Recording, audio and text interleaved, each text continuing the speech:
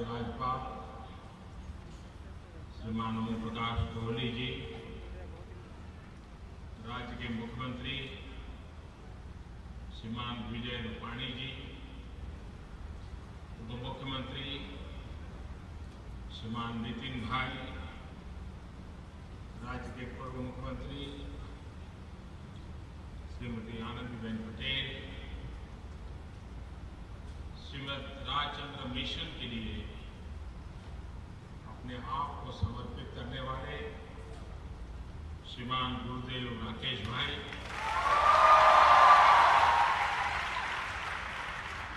साबरमती आश्रम के ट्रस्टी अध्यक्षा इलाबेन, राज्य के मंत्री गणपत भाई वसावा, इस क्षेत्र के सांसद श्रीमान किरीट भाई सोलंकी, श्रीमान परेश रावल जी, मेयर श्रीमान गौतम भाई शाह, श्रीमद राजचंद्र ट्रस्ट के अध्यक्ष श्रीमान अरविंद भाई, साबरमती आश्रम के ट्रस्टी श्री कार्तिकेय सारा भाई और विशाल संख्या में पधारे हुए और देश और दुनिया से पधारे हुए मेरे प्यारे भाइयों और बहनों,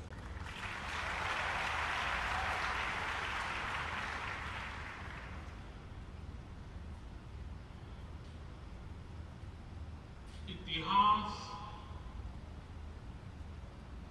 भुला देने की कितनी बड़ी कीमत चुकानी पड़ती है।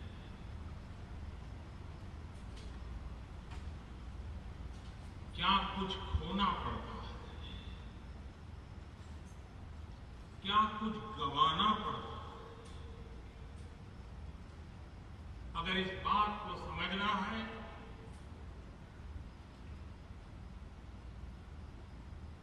मैं समझता हूं श्रीमद राजचंद्र जी के व्यक्तित्व से हम बहुत भली भांति समझ सकते हैं कि उनको भुला करके हमने कितना गंवाया।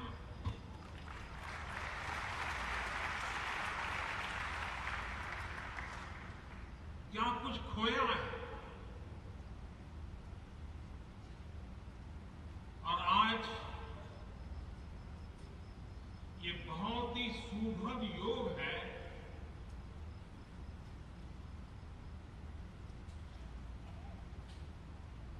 कि श्रीमद राजचंद्र जी पूज्य बापू उनको कविश्री के रूप में भी संबोधित करते थे।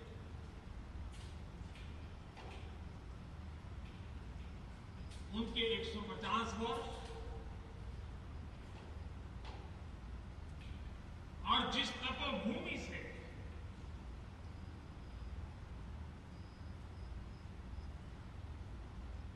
सदियों की गुलामी के बाद भारत की अंतर चेतना को जगाने का एक पवित्र कार्य हुआ, उस साबरमती आश्रम का शताब्दी पर्व।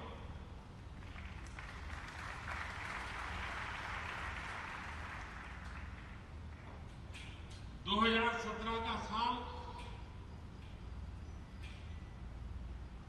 अनेक रूप से महत्वपूर्ण है।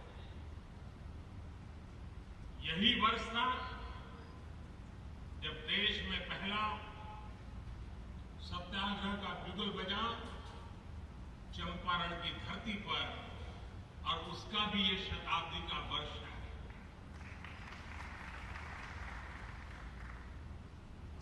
पूज्य बापू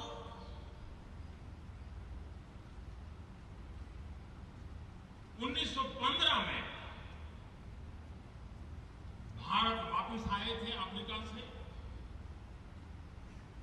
और 2015 में जब उनका शताब्दी का वर्ष था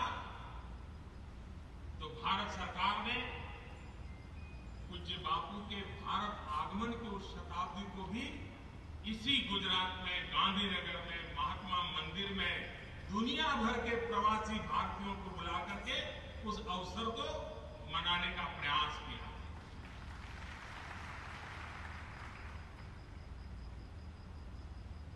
आज के इस कार्यक्रम से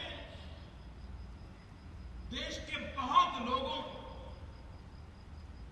जो गांधी से जुड़े हैं, जो गांधी के अभ्यासु हैं,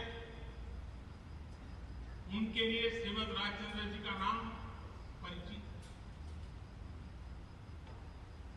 लेकिन एक पूरी पीढ़ी है जिनके लिए श्रीमद राजचंद्र जी का नाम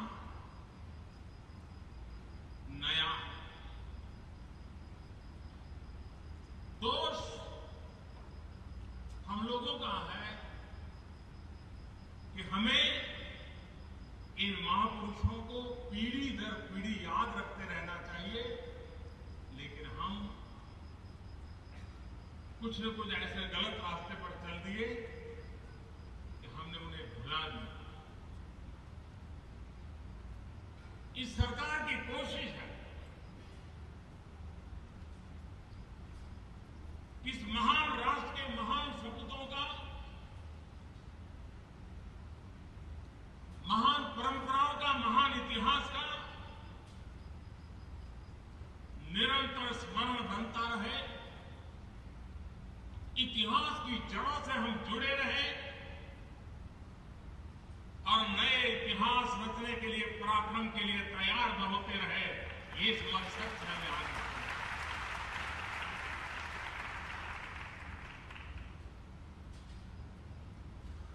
साबरमती आश्रम की शताब्दी कभी कभी मुझे लगता है कि विश्व को जिस रूप में गांधी से परिचित करवाने की जरूरत है, आज के संकट से गुजर रही मानवता को गांधी से संबल मिल सकता है, राम मिल सकती है, लेकिन हम उसको नहीं कर पाए।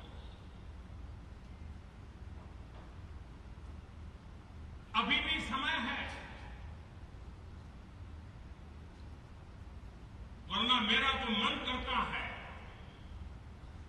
मैं नहीं जानता हूं सारी इच्छाएं पूरी होती है, कहां होता है, लेकिन इच्छाएं करना भी तो कुछ बुरा थोड़ा होगा।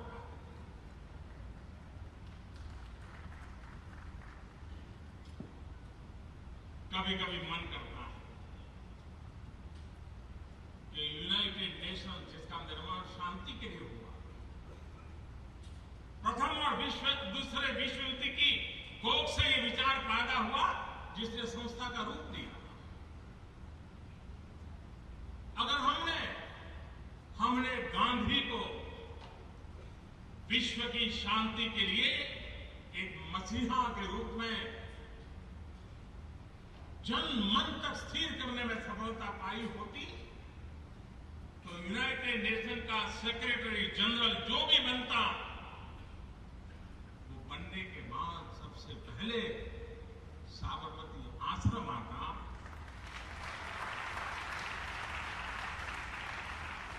कुछ पल हृदय कुंज में बिताता और विश्व शांति के लिए यूनाइटेड नेशंस की उस धरती से क्या काम कर रहा है, उसकी प्रेरणा साबरमती के तट से बापू की तपोभूमि से लेकर के जाता।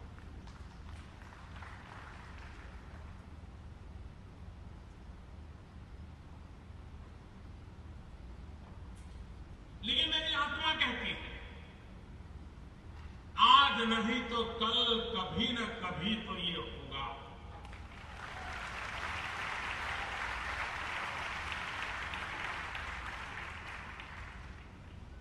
हमारे देश को हमने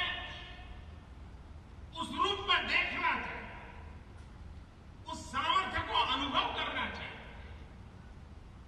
और विश्व को इस विशालता के साथ जोड़ने का अविरत प्रयास करते रहना चाहिए।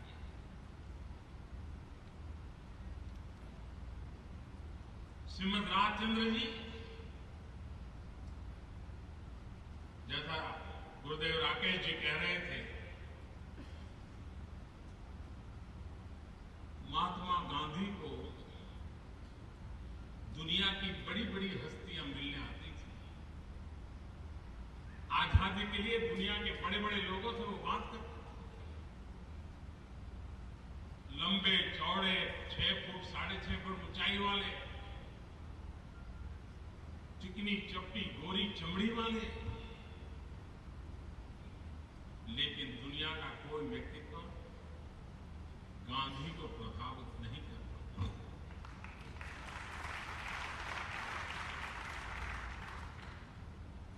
और एक श्रीमद राजचंद्र जी,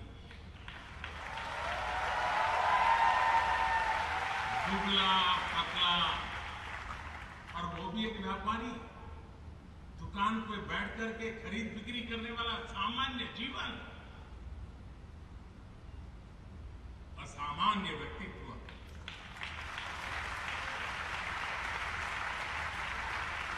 और गांधी में और श्रीमद राजचंद्र जी की उम्र में भी ज्यादा फर्क नहीं था, 2.5 साल का सिर्फ फर्क था। उसके बावजूद भी श्रीमद राजचंद्र जी की व्यक्तित्व की वो कौन सी विशालता होगी, वो कौन सी गहराई होगी, वो कौन सी ताकत होगी,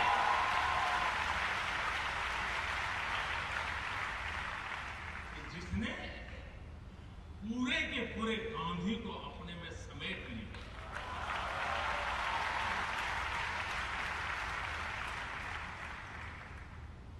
मेरा यह सौभाग्य रहा,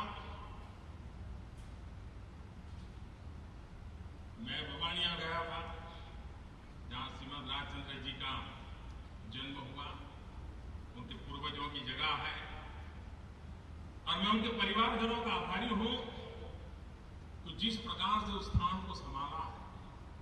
और वहां से जाने के बाद मैंने शिक्षकों से कहा था कि जब भी आप सौराष्ट्र में कहीं यात्रा के लिए जाते हैं, कुछ पल बवानिया जरूर जाइए।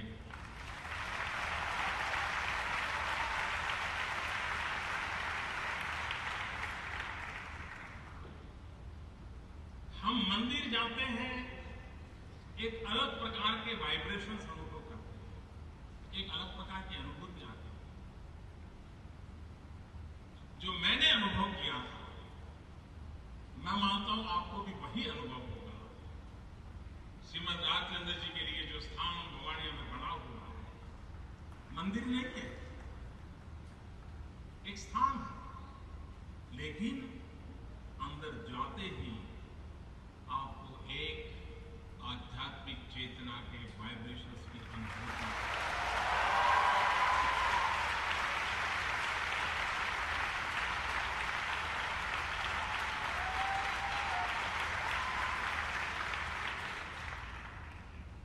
हमारे देश में पीएचडी अनेक विषयों पर होती है, अनेक महापुरुषों की कविताओं की गद्य पद्य रचनाओं पर पीएचडी होती है, लेकिन मैं चाहूंगा कि श्रीमद राजचंद्र जी की जब 150 वर्ष मना रहे हैं, तब विशेष करके गुजरात की यूनिवर्सिटीज और देश की यूनिवर्सिटी भी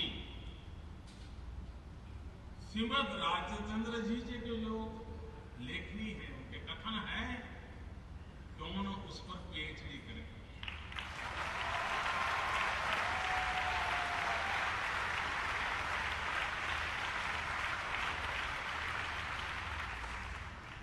गांधी जी के जीवन पर, उनके सारे कार्यकलाप पर हर पल श्रीमद राजचंद्र जी के जो पत्र है, उन पत्रों का कैसा प्रभाव। और देखिए, गांधी जी की विशेषता, उम्र में फर्क नहीं था, जैन परंपरा में पले हुए थे श्रीमद राजचंद्र जी, उसके बावजूद भी गांधी की भी सरलता देखिए, वरना कभी कभी मनुष्य का एक, वो बैरिस्टर थे, अफ्रीका में सफल आंदोलन करके आए थे, भारत में बड़े बड़े नेताओं को मिलने आते थे, उन्होंने अपना एक स्थान बना लिया था।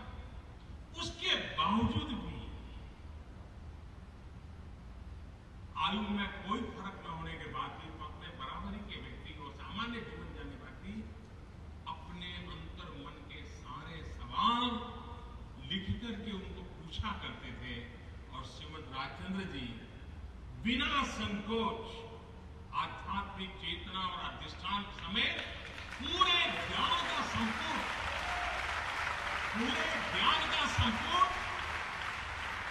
पूज्य बापू को पत्र के द्वारा पहुंचाते थे। हम पूज्य बापू और श्रीमद राजचंद्र जी के उस पत्रों को देखें तो उस कालखंड का पता चलता है, गांधी की मनस्थिति का पता चलता है और इतने बड़े आजादी के आंदोलन का नेतृत्व करने वाला व्यक्ति भी अपने अंतर्मन की चिंता कितनी करता था, उसको संभालने के लिए क्या करना चाहिए, ये श्रीमद राजचंद्र जी को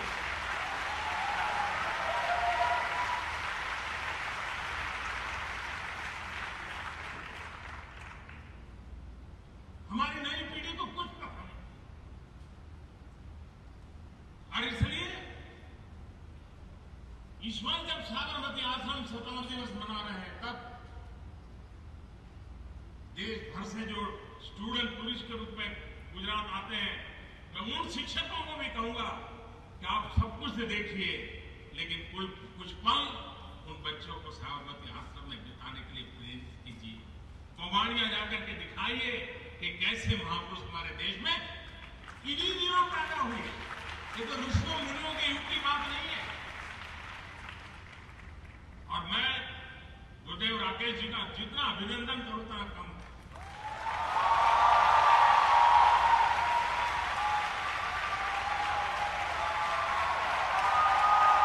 वो मार्गी भी है, कर्म मार्गी भी है। उनके विचारों का पिंड श्रीमद राजचंद्र जी की प्रेरणा से पला हुआ है, बड़ा हुआ है और उनका जीवन उन आदर्शों की पूर्ति के लिए कर्मयोग के अंदर दूर सुदूर जंगलों में लोगों में रहने वाले लोगों की सेवा में खपा।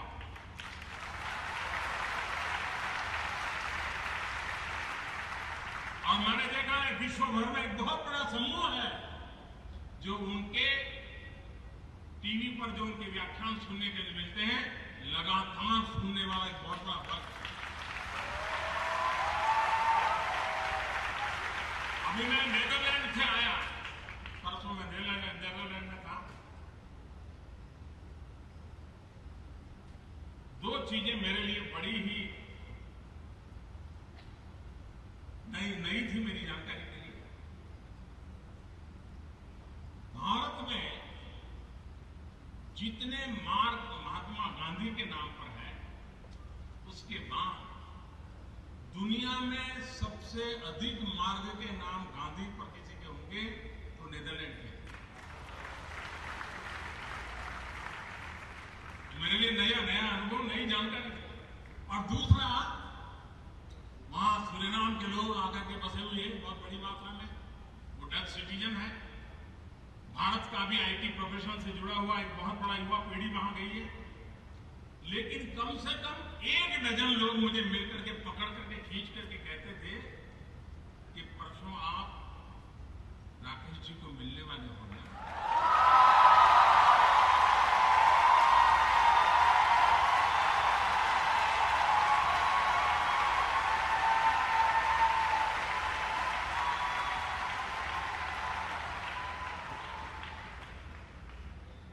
और एक और कहते थे कि राकेश जी के वाले आपके साथ की फोटो जरा भेज देना।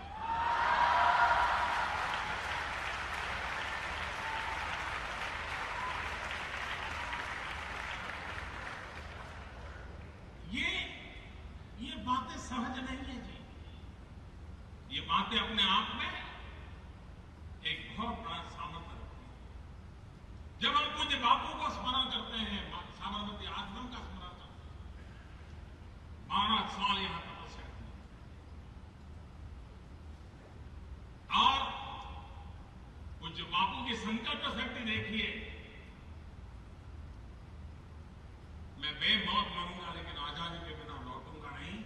कितनी बड़ी संकल्प शक्ति होगी जब उन्होंने साबरमती आश्रम 12 वर्ष की उस तपस्या जो साबरमती के आश्रम में हुई है, तो तपस्या का सामर्थ्य कितना था कि महात्मा गांधी संकल्प के साथ निकले, आत्मविश्वास कि इसी शरीर के रहते हुए मैं अंग्रेजों को यहां से निकाल करके रहूंगा, हिंदुस्तान का आजाद करके रहूंगा।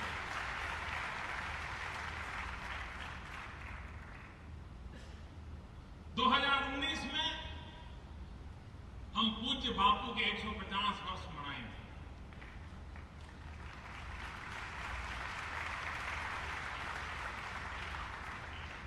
ऐसे ही मनाएंगे क्या?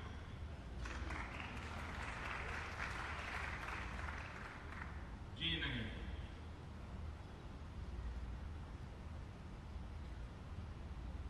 पूज्य बापू के 150 साल ऐसे ही मनाने का किसी हिंदुस्तानी को हक नहीं है। पूज्य बापू के 150 साल मनाना मतलब गांधी की तरह कोई संकल्प लेकर के 150वीं जयंती तक उसको पूरा करके रहना। और ये हर हिंदुस्तानी अप्रतिम संकल्प शक्ति के धनी थे। वो हमारे भीतर भी वो संकल्प शक्ति हो, जिस संकल्प शक्ति को लेकर के हम भी निकल पड़े आज से। और जब गांधी के 150 मनाएंगे तब हम उसको परिपूर्ण करके रहेंगे। ये हर हिंदुस्तानी के दिल में साबरमती आश्रम आजादी के आंदोलन का कलेवर जहां तैयार हुआ, पिंड तैयार हुआ, वहां से करते हुए आजाद हिंदुस्तान, पूज्य बापू के सपनों का हिंदुस्तान बनाने के लिए हम भी कुछ जिम्मेवारी निभा सकते हैं।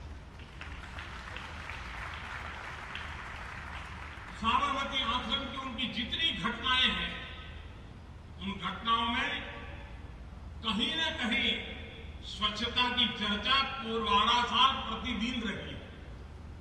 स्वच्छता में वो कॉम्प्रोमाइज नहीं करते थे। ये स्वच्छता का अभियान 2019 तक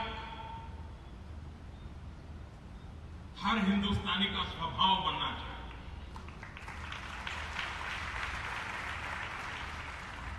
स्वच्छता हमारे लोगों में, हमारे जहन में, हमारे विचार में, हमारे आचार में स्वच्छता का प्रथम स्थान होना चाहिए।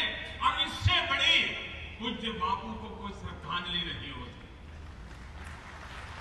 स्वयं बापू कहते थे कि आजादी और स्वच्छता दोनों में से मेरी पहली पसंद स्वच्छता रहेगी।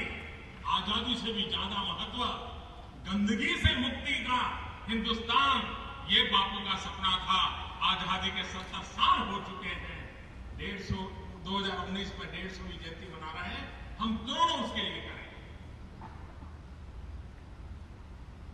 पूज्य बापू को वैष्णव जन तो तेने रे कहिए बहुत प्रिय था। अभी भी हम लोगों ने सुना। इस देश के हर कोने में वैष्णव भजन तो तेने रे कहिए हर विद्यार्थी को मालूम है, नागरिक को पता है, सबको पता है, गांधी जी को भी।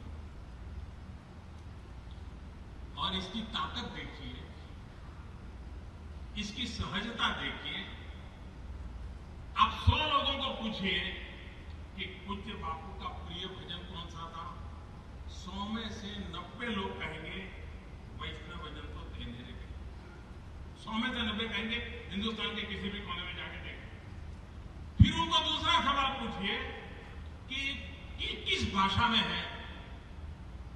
मैं बिल्कुल दावे से कहता हूं 10 लोग नहीं बता पाएंगे ये किस भाषा में है, क्योंकि इस ऊंचाई से वो हमारे भीतर रम गया है कि भाषा के भेद खत्म हो चुके। वैष्णव भजन हमें अपना लगने लगा। ये सिद्धि होती है, ये सिद्धि होती है कि बाकी कोई भेद रेखा सामने नहीं आती है, लिप्त हो जाती है। मैं राजनीति में बहुत देर से आया हूं।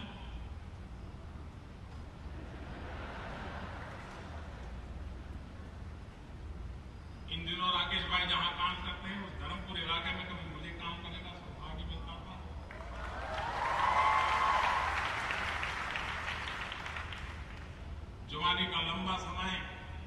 आदिवासियों के बीच बिताने का मौका मिला मुझे सामाजिक सेवा करते करते। राजनीति में बड़ी देर से आया और आया था तब भी इस पटरी पर जाऊंगा ये कभी सोचा तक नहीं था। मैं संगठन के लिए समर्पित था, संगठन के लिए काम करता था और तब मैं भारतीय जनता पार्टी के कार्यकर्ताओं को प्रशिक्षित करते समय एक बात बता पाता था। मैं कहता था वैष्णव वजन तो तेने रे कहिए, 400 साल पहले नरसिंह मेहता ने लिखा है। आज जितने भी पॉलिटिकल लीडर हैं, जितने भी जनप्रतिनिधि हैं, एक काम करें, वैष्णव वजन तो तेने रे कहिए, जे पीड़ पराई जाने रे। यहां पर वैष्णव वजन शब्द निकाल करके लोक प्रतिनिधि तो तेने रे कहिए, जे पीड़ पराई जाने रे।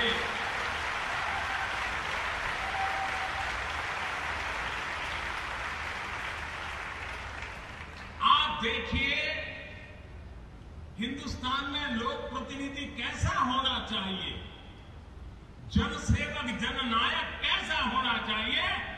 वैष्णव वजन के हर पंक्ति में आप पल भर के लिए अपने आप को बिठा करके देखिए, आप देखिए आपको किसी से मार्गदर्शन की जरूरत नहीं पड़ेगी।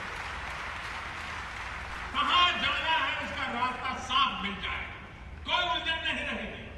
और एक बार एक शब्द के साथ जोड़ करके देख लेना, समय के अभाव में मैं उसका विस्तार नहीं कर रहा हूं, लेकिन ये सामर्थ्य उसमें है। भाइयों बहनों,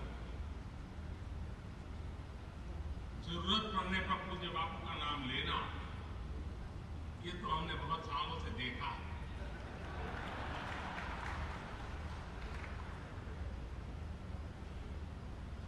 और कब बापू को भुला देना, ये चतुराई भी हमने भली भांति देखी है। आज मैं जब साबरमती आश्रम में आया, श्रीमद राजचंद्र जी की तपस्या, उनका ध्यान, उनके स्वानुभव से निकली हुई एक एक बात, उसका जब हम स्मरण कर रहे हैं, तब साबरमती आश्रम की शताब्दी मना रहे हैं, तब मैं देशवासियों से एक विषय पर गंभीरता से कोई बात आज करना चाहता हूं। इससे बड़ा कोई पवित्र स्थान नहीं हो सकता है इस बात बताने के लिए। श्रीमद राजचंद्र जी के 150 साल हो, साबरमती आश्रम की शताब्दी हो, 2019 में गांधी के 150 मनाने का तैयारी हो, इससे उत्तम अवसर मेरे मन की इस बात करने के लिए शायद कोई नहीं हो सकता। मैं देश के वर्तमान माहौल की ओर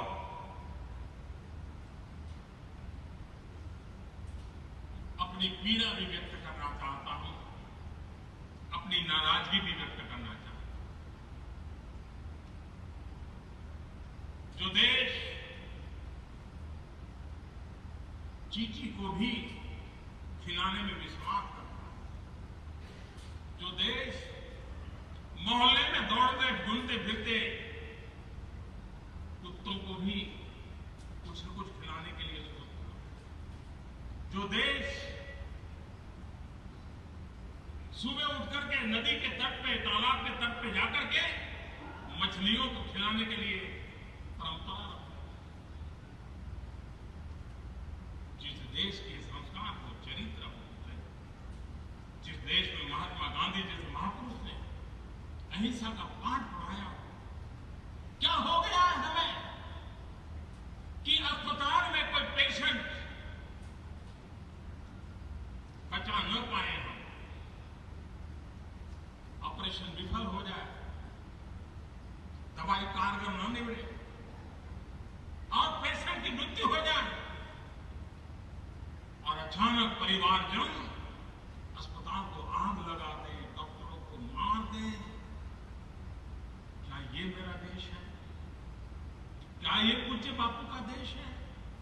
हम क्या कर रहे हैं, और इसी चीजों को बढ़ावा मिल रहा है। अकस्मात होता है, कहीं दो व्हीकल टकरा गए, दुर्भाग्य से किसी एक की मौत हो गई, किसी को चोट लग गई, न जान न पहचान 50 लोग इकट्ठे हो जाते हैं, गाड़ियां जला देते हैं। क्या ये मेरा देश है? गाय की रक्षा, गौ की भक्ति महात्मा गांधी और विनोबा भावे से बढ़कर के कोई नहीं होता।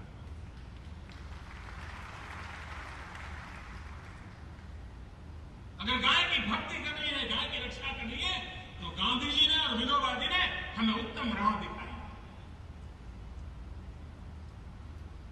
उसी रास्ते पर देश को चलना ही पड़ेगा, उसी में देश का कल्याण। विनोबा जी जीवन भर गौ रक्षा के लिए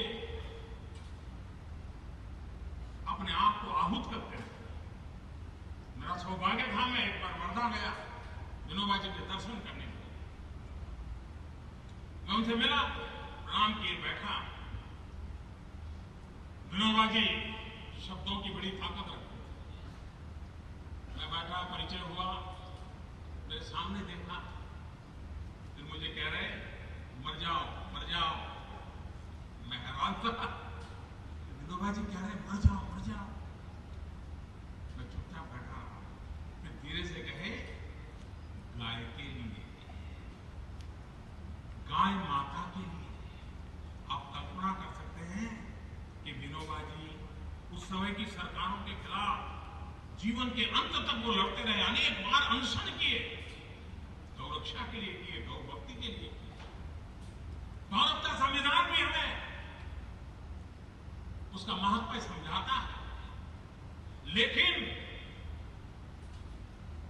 क्या किसी इंसान को मारने का हमें हक मिल जाता है? क्या ये गौ भक्ति है? क्या ये गौ रक्षा है?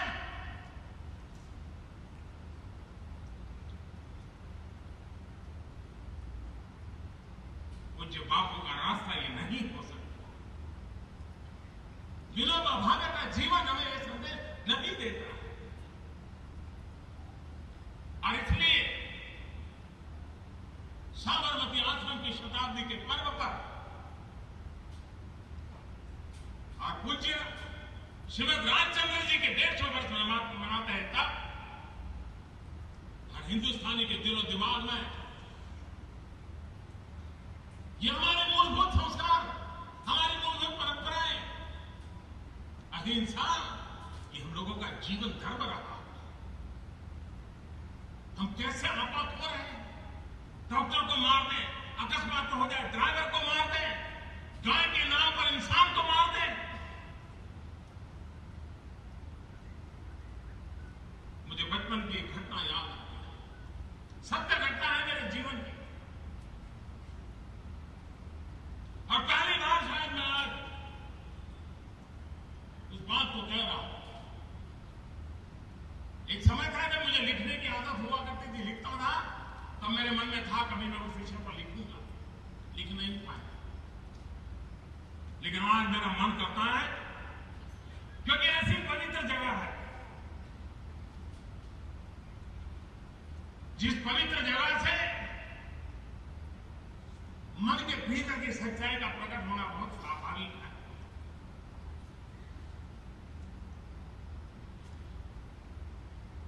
मैं बालक था, मेरे गांव में मेरा घर एक ऐसी छोटी सी सांकड़ी गलियारी में है, तो वहां पर बिल्कुल पुराने जैसे जमाने के गांव रहते हैं वैसा ही सटे हुए घर है। हमारे घर के ही नजदीक में सामने की तरफ एक परिवार था जो इमारत में कड़िया का काम करता था, मैशंस का काम करता था, एक प्रकार से मजदूरी जैसा काम था। उस परिवार में संतान नहीं था, उनकी शादी के कई वर्ष हो गए लेकिन उनको संतान नहीं। परिवार में भी एक तनाव रहता था उनके घर में संतान नहीं है। उनके बड़े धार्मिक प्रवृत्ति के व्यक्ति भी थे।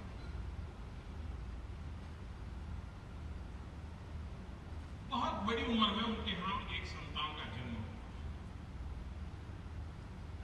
तो संतान बड़ा हो रहा था। अब छोटी सांकड़ी गली थी। सुबह सुबह गाय को भी एक बड़ी डिसिप्लिन की आदत होती है, तो घरों के पास गुजरती है तो घर वाले भी बाहर निकल के रोटी खिलाते हैं। तो एक गाय थी जो हमारे उस मोहल्ले से आना, हर परिवार के लोग बाहर निकल के उसको रोटी खिलाते, जिनके घर में ये संतान जन्म होता वो भी खिलाते थे। एक बार अचानक कोई हड़कंप हो गई, शायद कुछ बच्चों ने पटाखे फोड़ दिए, क्या हुआ वो घटना मुझे पूरी याद नहीं रही, लेकिन वो गाय फड़फड़ा गई और दौड़ते दौड़ते स्थिति ये बनी, वो जो बच्चा उनका मुश्किल से 3, 4, 5 साल का हुआ था, वो भी दौड़ने लग गया। उसको समझ नहीं आया कि इधर दौड़ू, और जाने अनजाने में वो गाय के पैर के नीचे आ गया। इतने सालों के बाद परिवार में एक बच्चा पैदा हुआ था और गाय के पैर के नीचे आने के कारण उसकी मृत्यु हो गई। आप कल्पना कर सकते हैं उस परिवार का माहौल क्या हो। बड़े दुख के दिन थे, लेकिन दूसरे दिन सुबह से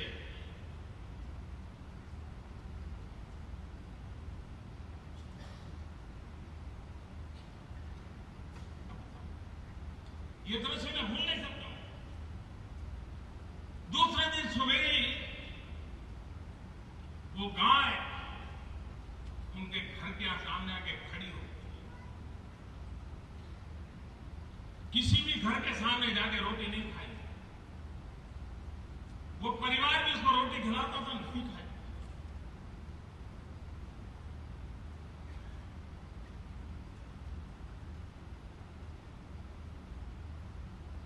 गाय के आंसू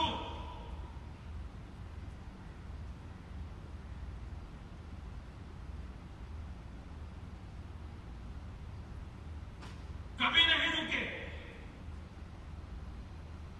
1 दिन, 2 दिन, 5 दिन गाय में खाना खा रही है,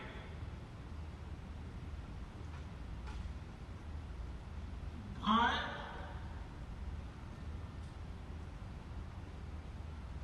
न पानी पी रही है।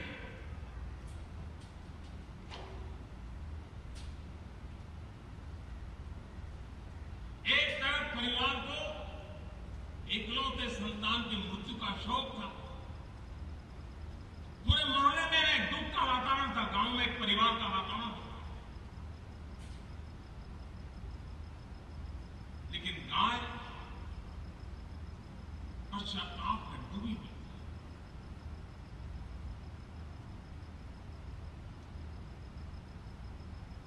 कई दिनों तक उसने कुछ नहीं खाया, कुछ नहीं। उसके आंख के आंसू सूख गए।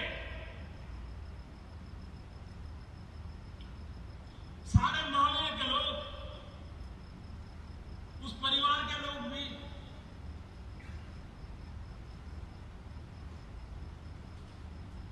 लाख कोशिश करते रहे,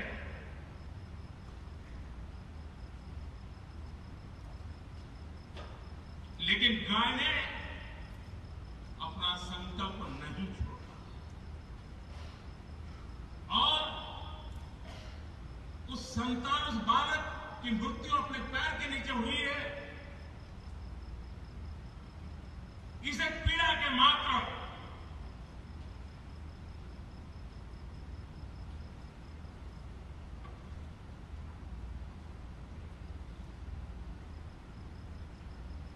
उस गाय ने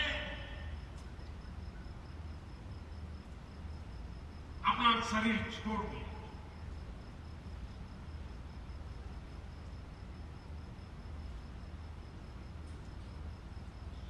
एक बालक के मृत्यु के पश्चाताप में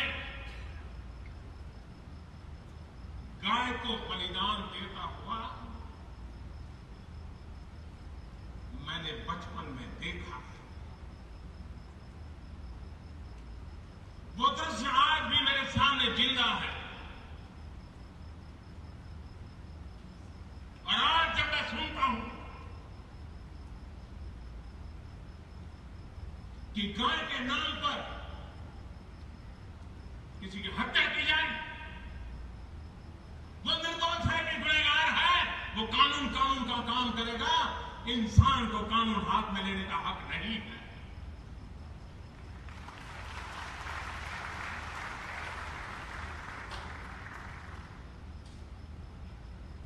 साबरमती आश्रम की शताब्दी मनाते हो, गांधी जी और विनोबा जी जैसे गाय के लिए समर्पित जीवन हमारे सामने दृष्टांत हो। मैं देशवासियों से आग्रह करूं, हिंसा समस्याओं का समाधान नहीं है।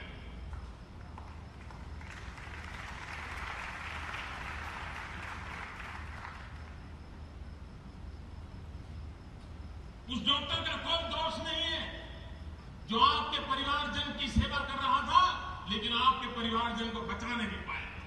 और फिर भी आपको शिकायत हो तो कानूनी व्यवस्था है।